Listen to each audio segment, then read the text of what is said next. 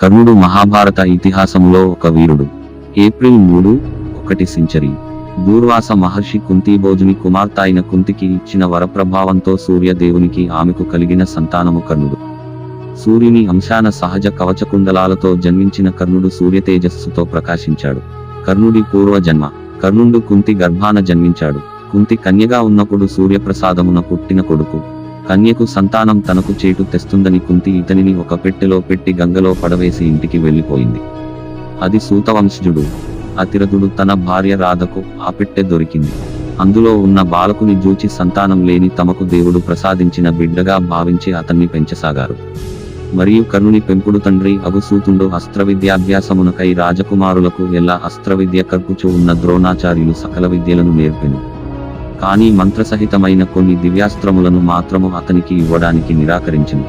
అంతట కర్ణుడు ఎట్లయినా ఆ అస్త్రాలను గ్రహింపవలెను అను తలంపున బ్రాహ్మణ వేషము వేసుకొని పోయి పరశురాముని ఆశ్రయించి ఆయన వద్ద సాంగముగా అస్త్రవిద్య అభ్యసించి ద్రోణునికి ప్రియశిష్యుడు అగు అర్జునుని ఎడల మత్సరము కలిగి ఉండెను. కనుక దుర్యోధనుడు ఈతనిని తనకు పరమాప్తునిగా చేసుకుని అంగదేశ రాజ్యాభిషిక్తునిగా చేసెను. ఈతండు బ్రాహ్మణ వేషముతో పరశురాముని వద్ద విలువిద్య నేర్చుకున్నప్పుడు ఆయన ఈ దొంగతనమును తెలుసుకుని తాను ఉపదేశించిన మహాస్త్రములు ఈతనికి ఆపత్కాలమున ఫలింపకపోవునట్లు శాపము ఇచ్చెను.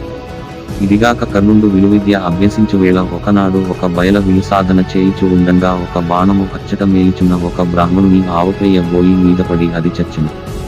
దానికి ఆ బ్రాహ్మణుడు కోపించి కర్ణునికి సమరోద్రేకమున రథచక్రము కుడమిని కృంగునట్లు ఏ వీరుని మార్కొని గెలువకోరి పోరునో ఆ వీరునిచే అతడు చచ్చునట్లును శపించెను.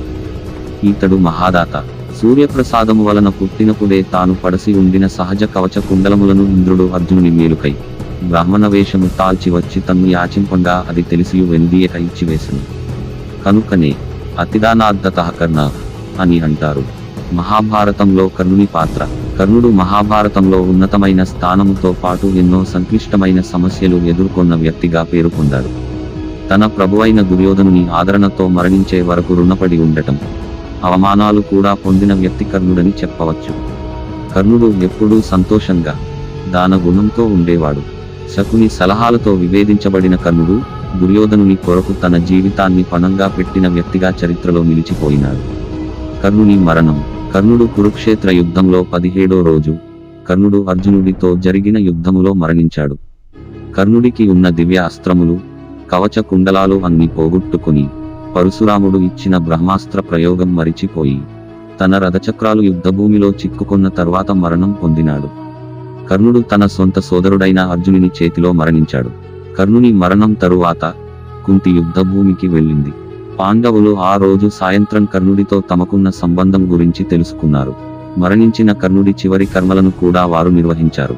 మహాభారతంలో కర్ణుడి మరణం పుట్టుకతోనే సవాలు, అవమానకరమైన, అన్యాయమైన ప్రతిభావంతులైన, ధైర్యవంతుడైన కర్ణుడు తన అంతిమ ప్రత్యర్థి అయిన అర్జునితో మరణించాడు.